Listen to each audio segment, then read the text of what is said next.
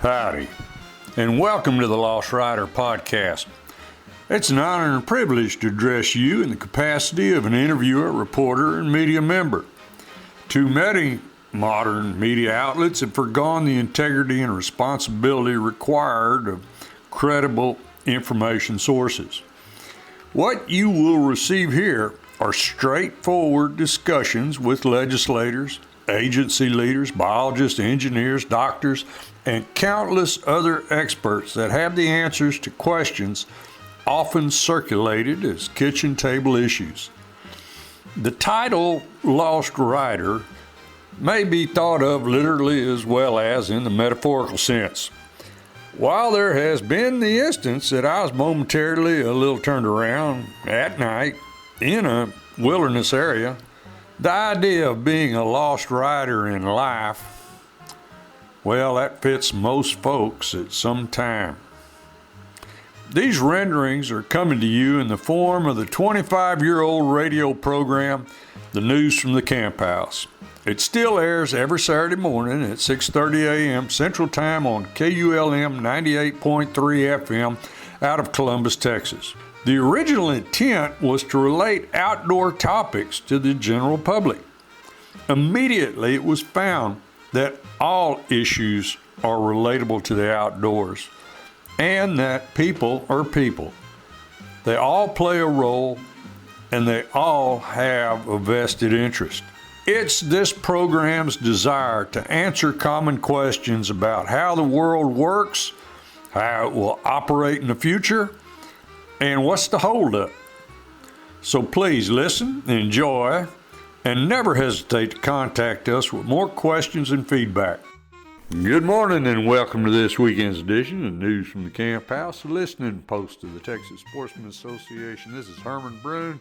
This week's edition is also brought to us by the Shaw's Bend Social Club. Country club folks that don't have a country club.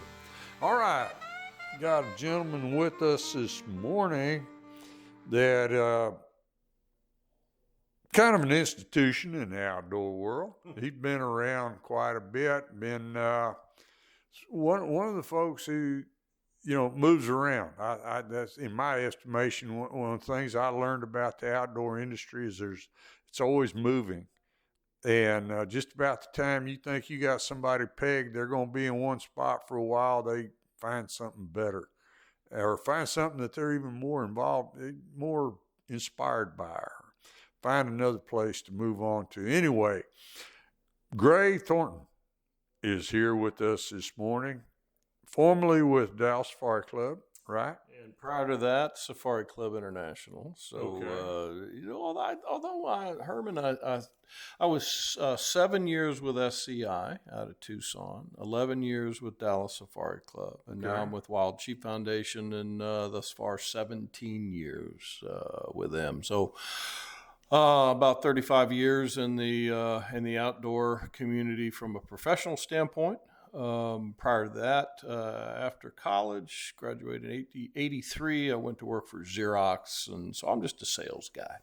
Okay, that's a sales guy. Yeah, you're gonna have to explain that. Well, I think I do joke about being a sales guy. I'm the president and CEO of Wild Sheep Foundation, but while I say I'm a sales guy, is I'm viewing what I do, I guess, as an evangelist for wild sheep, is selling that concept of being passionate about a resource, working hard, raising money, and directing that money into that resource's conservation and enhancement. So there's the sales guy. Okay. We're always selling something.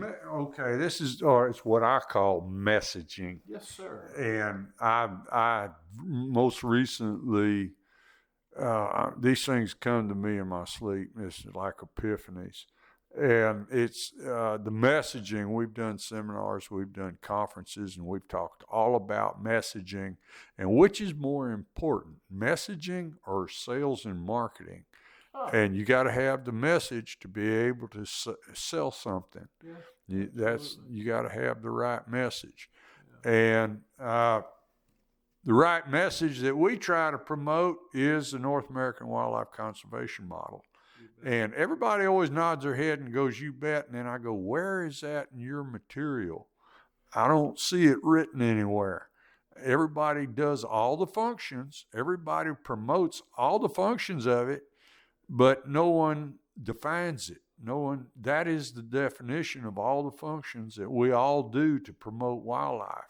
We wouldn't have what we have today without that definition, without the 1937 Act. And that's, I've talked to some other writers, other older guys, and they're going, "Yeah, wish we'd have pushed that a little harder," because when you say that, if people who don't have the connection to the outdoors, it gives them a definition.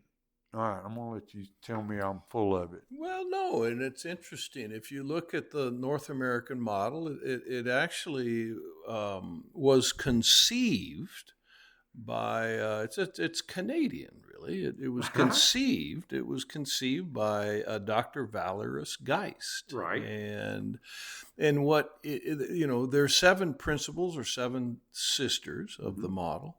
And what Val did back in the day, and sadly he passed away a couple of years ago, great visionary biologist, very, very adept at predators, very interested in wild sheep, as a matter of fact. He studied stone sheep in the Spatsizi Plateau of British Columbia.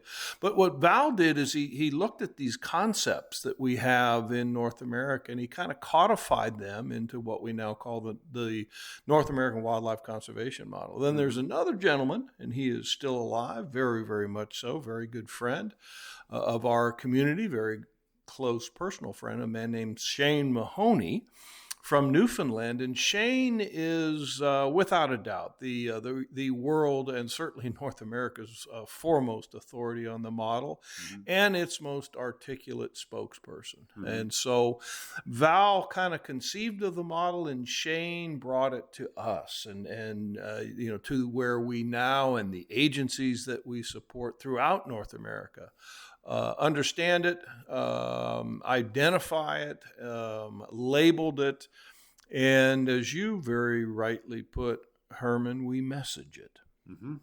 And yes, we also sell it. Right. Okay. Like I said, I always push. Anytime I get anybody, Texas Wildlife Association, DSC, anytime I'm talking to anybody, I'm going, "Okay, we all say this. Yeah. Where is it in your material?" Yeah. And I want to see it on the headlines. Yeah, if you look, I think we have various principles of it. I mean, in the Wild Sheep Foundation mission statement, that we talk about professional, or in this case, scientific wildlife management. We promote that. Well, that's one of the pillars, one of the 7 sisters.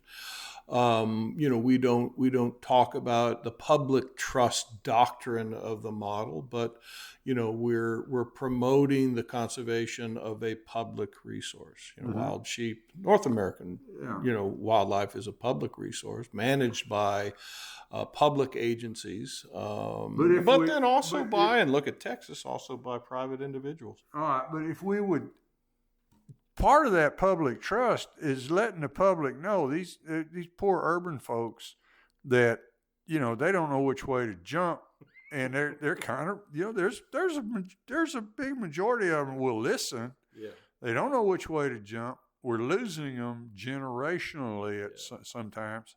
Yeah. So if they knew there was a public trust, that they were part of this model, that they are everybody is included, everybody participates, and that everybody is a part of this model, what the public trust involves, I'm convinced that you wouldn't have as many people on the fence or going the wrong way.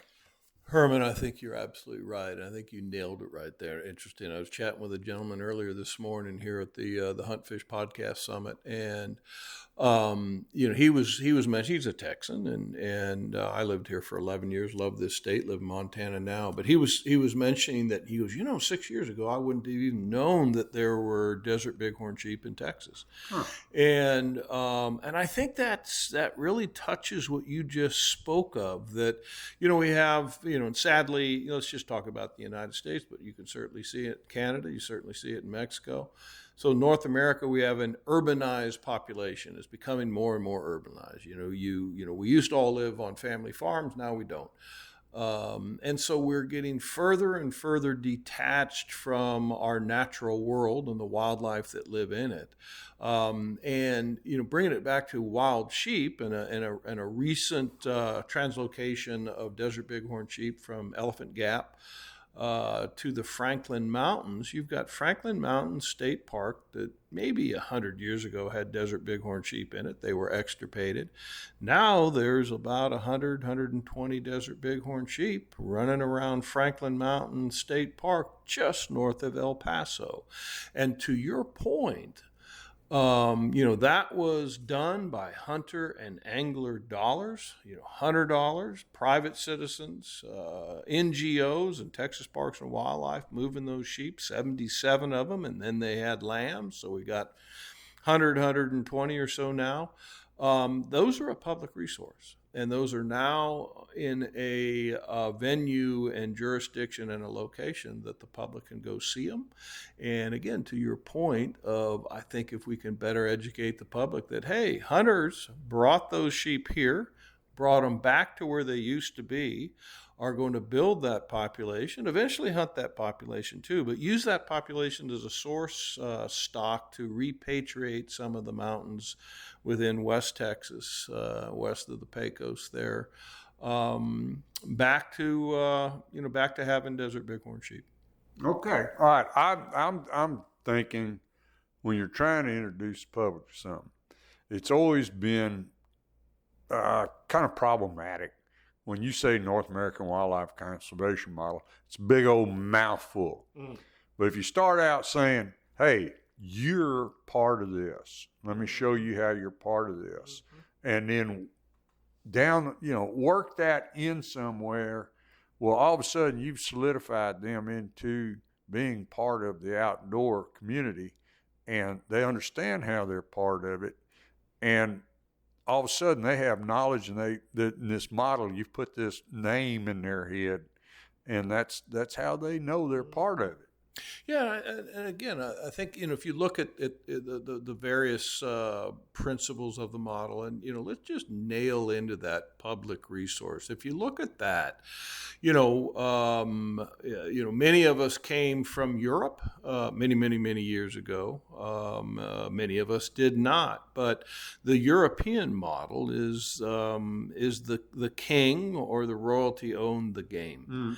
And our forefathers in this country, and certainly up north, change that dynamic. And it's like, no, we own the wildlife, whether it's game or non-game. And that is such a magnificent tenet to that. Now it's then managed primarily at the state level from the North America, from American standpoint. A few are managed at the federal level. Endangered species are managed at the federal level. That's a little controversial too, on how they get there and how they get off. And then migratory species, less controversial, are managed at the federal level. But to put that in real good regular folk term is that. Here in Texas, now it's a little different because of its immensely private land state and the ability to have exotics here. But the public wildlife is those endemic species, white-tailed deer, ducks. Now those are migratory. Dove, those are migratory. And then the private wildlife are those that are exotic and were imported in. So, but you take a state that doesn't have exotics like Montana, The wildlife is owned by the people of the state. The wildlife is actually owned by the people of this country, and then it's managed by the wildlife agency of the state. So, Right. yeah, Right. that's a huge part of the model. And I think if more people understood that, they'd realize that actually what they're dealing with is their property.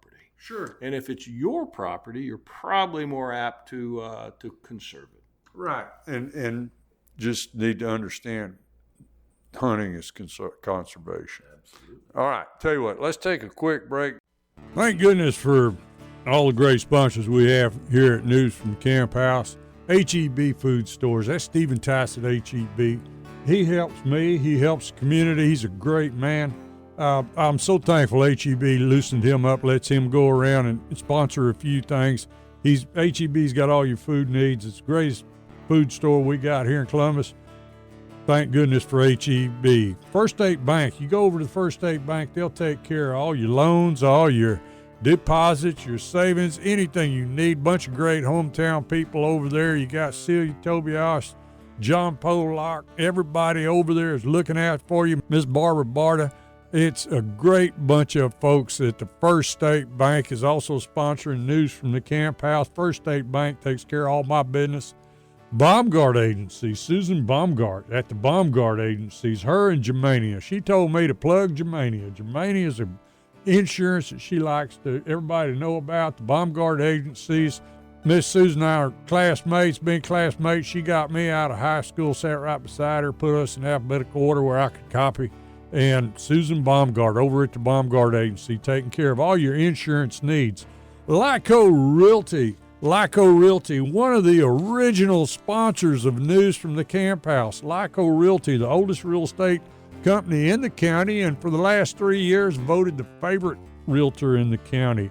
Lyco Realty, that's Miss Kimberly Johnson. That's Crockett's granddaughter. More kinfolks and classmates and great people from Colorado County. People from Colorado County helping people from Colorado County. That's great. Oh, thank goodness for all these wonderful people come to me want to be sponsors for News from the Camp House. Good morning and welcome to the second half of this week's News from the Camp House. Listening post of the Texas Sportsman Association here this morning with Gray Thornton, Executive Director for the Wild Sheep Foundation. All right. Let's go a little different direction. It's not that much different, but you were with the Safari Club International, and then you were with Dallas Safari Club. Now you're with the Wild Sheep Foundation. With SCI and DSC, the CITES conference, I always think of that as being a major part of the executive director's jobs at those places is going to these international conferences. And do you still do that with the Wild Sheep Foundation? Yeah, I'm actually president and CEO, and I have not gone to the CITES conference. I send biologists to go. Okay. So, however, we're going to actually have a pavilion. Wild Sheep Foundation will be at the International Union for Conservation of Nature, or IUCN, the largest conservation body in the world, in Abu Dhabi, United Arab Emirates in October. And so, although the Wild Sheep Foundation, DSC and SCI were arguably more international organizations, so I participated when I was with them. Always in Africa, the various professional hunters associations there, very, very involved in CIC in Europe. In Wild Sheep Foundation's past, it was more North America based because it was called the Foundation for North American Wild Sheep. I turned Wild Sheep Foundation in 2007. I joined it in 2008 as their president CEO. I still work quite a bit with CIC in Europe, FACE in Europe, 20 some odd years going straight to Africa. I think I've been there 35 times, which is pretty amazing and enjoyable. I love it. But got backed away from it a little bit the past 7 years and focused more in North America and Central Asia. So we are very, very engaged as Wild Sheep Foundation in Europe, very, very engaged in North America, very, very engaged in Central Asia. And then we'll be in the Arab Peninsula there in October in a big way, sharing what we were just talking about before. Right. We will be sharing to a international body the success of the North American wildlife conservation model. So it's interesting, you look at some of these international bodies and they focus so much on Africa, which is fine. Mm-hmm. But there's a story that we can tell, Herman, as you well know, in North America that's really unmatched. And whether it's dealing with the fact that we have a public resource and we have conserved it so well, and we have brought unendangered species back from the brink, is a story to tell. From our standpoint, Wild Sheep Foundation standpoint, we have an amazing story to tell on how we are restoring, with the help of agencies, whether they're tribal, whether they're territorial, whether they're provincial, whether they're state, restoring an iconic species back into their native range. So we're going to talk about that, how we do it, how we fundraise for it, and hopefully instill in some of these other international organizations and bodies and people, and those that are determining a lot of the things that we can do internationally, how we do things in North America and how we do things for wild sheep, and how that model works. All right, so you're more kind of what they call staying in the lane for wild sheep. Somewhat, although, we're a critter group where, SCI and Dallas Safari Club, we're more broad-based. We're more laser focused on the resource, like a Ducks Unlimited, like a Trout Unlimited, like a Rocky Mountain Bighorn, or Rocky Mountain Elk Foundation, or Mule Deer Foundation, Pheasants for Other Quail. We're one of those groups that, whether it walks, slithers, or crawls, there's some sort of an advocacy group for it, and we're one of them. So, right. And that's kind of how my career in this, I 18 years in the safari clubs, loved it. And then after 18 years, I was ready to make a transition more into the focus conservation areas for a particular species, and I just happened to choose wild sheep, kind of an interesting, wild, incredible, iconic big game species of North America and the world. So Right. Okay. Iconic. That's a good way of putting it. That's how, growing up reading Jack O'Connor and some of those. Your sheep hunters, your North American sheep hunters, we grew up thinking those were the epitome. God, I wanted to be an elk hunter. I wanted to go to the wilderness. I wanted to go do all that stuff. I did all that stuff. But the sheep hunters were always like the epitome of North American hunters, guys who were after North American game and getting that grand slam. Well, that was just like you were the king. And because the sheep hunters were the epitome of true North American hunters in my view that time. And I was still in that view, because now I've got to do it a few times, and I still admire those guys. And it's interesting. You look at some of Jack O'Connor's words, and he'll state that sheep hunters are romantics, and yes, I think he's correct in that. And then he also made mention that with sheep hunting, there's no halfway. You are either all in or all out. Mm-hmm. And he also said that, your first sheep hunt, you'll know whether you're a sheep hunter or you'll ever find yourself on another sheep mountain. So it is it's something that certainly takes a lot of physical toil, but more than anything else, and you being a sheep hunter know it's more mental than anything. And, you can be in the best of shape, but if your mind's not in it, it ain't going to happen. Right. And what you got to explain to people is this is the epitome of high country hunting. And even we watched a video the other night, and this young lady that went on a half a month, but she was driving around in pickup and then getting out and walking, and it about did her in. The way we did it, we were in the wilderness, and we started out on horses, and then we were walking, and the few sheep hunts that I've been on, I found after the first few days, the hunters were talking about holding out for a month till they found the sheep they wanted. And after about 5 days, they were just looking for a legal sheep. Yeah, I've been fortunate to take all 4 of the North American wild sheep, and there's a great Texan guy named Bob Anderson, and he's got a couple of things. He writes and he's written, I think now 4 of great rams and great ram hunters. Great guy, and Bob's quite the wild sheep historian. But he had said to me many years ago, and he says, every ram's a good ram, and there's no easy rams. And what he was really saying is, every once in a while, you might get lucky, and it might be one of those things that you get off you may ride in, get off your horse and look up, and there's a doll sheep right above you, and you shoot it. Well, you better be grateful for that, because that next hunt you're going to be on, it might be a backpack hunt in the Northwest Territories, and 21 days into it, and 20 pounds less on your body weight-wise because you're starving to death, you still haven't seen a legal ram. So, the idea was every ram's a great ram, and there are no easy rams. So if you get one easy, be grateful, because the next one ain't going to happen. Right. No, that was something, I learned that in elk hunting. The same thing, that you'd hunt and work. You'd be especially guiding archery hunters, and things just wouldn't come together. And all of a sudden, boop, you just kill one day.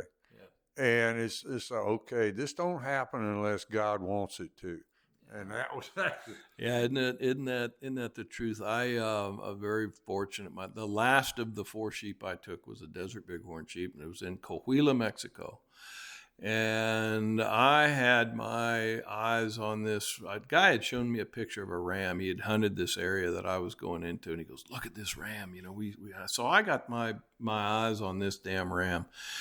And on day 2, I am in beautiful country. We've hiked up. We get on a Boone and Crockett ram, and it's going to be my last sheep of the 4 North American wild sheep. And I look at it, and I'm with Jack Atchison Jr., and that gentleman has sheep blood running through his veins. He knows sheep like no other guy I know. And anyway, I'm looking at this ram. It's about 400 yards away, and I'm looking at it through my spotting scope. I'm even taking pictures of it through my spotting scope. And I kind of go back to Jack, and he goes, "So you're going to shoot that ram?" I go, it's only day 2, Jack, and man, I don't want this to end. And, I want to hunt more. And he just looked at me, kind of shook his head, and he says, "Well, Gray, okay, not too many people I know are going to back away from a Boone and Crockett ram." Herman, I couldn't get anywhere near a ram for the next 6 days. Yeah. And, then the woulda, shoulda, coulda, and what have I done? And anyway, we finally found a ram on day 7, I guess it was day 9. And got on that ram and got a nice ram. But as you can be assured, it wasn't anything like that ram I passed up. So yeah. That is one. I still have that picture on my phone, and every once in a while, if I want to really get depressed, I just look at that and go, "Gray, that might have been a noble thing to do, but man, were you stupid." No, that's hunting. That's when you're that one of the elite kind of hunters.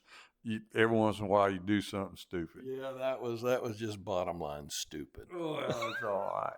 Gray, we're out of time, but I really appreciate you being with us this morning. Thank you, Herman. Thanks for what you do. Thanks for what you do as an evangelist for wildlife conservation and the heritage that we love. All right. Thank you, sir. Folks, I hope you enjoyed this weekend's edition of News from the Camp House. Interesting. Maybe you learned a little something. Now, this weekend's edition was also brought to us by the Shaw's Bend Social Club, country club folks who don't have a country club. Now, go out and enjoy the weekend, have a bunch of fun, be safe, and y'all just remember, pretty much any day is sure a good day to be out in the woods.